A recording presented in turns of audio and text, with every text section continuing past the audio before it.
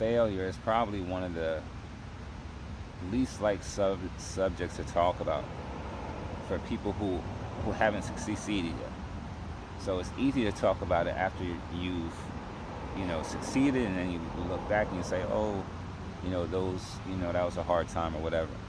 But for me, right now, like, is coming off of a span of what I would call failure, and now I'm on the ascension, right? So, and that's why I think any of this stuff that I'm doing now, like the value that I see in it is that you'll see the journey from this point until massive success. Like, I see value in that. There's a value in being, having made it and talking, but it's more when you're like going through it. Like, people can more connect, I think, to as you go through it than after you've already done it, because you don't get to see, the steps.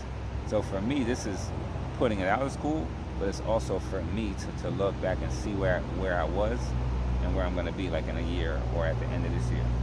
So oftentimes you have to acknowledge your failures and be able to manage it. So, like, to not put unnecessary or any additional weight on any failure than it actually deserves, because it's just you try something, it didn't work out exactly the way you wanted, cool. But you can't be like, oh, this is a defining moment in my life, and it, like, everything is going left now, because that's not how it works. Like, you can keep going and then actually succeed past your moments of failure. So, and there's always opportunity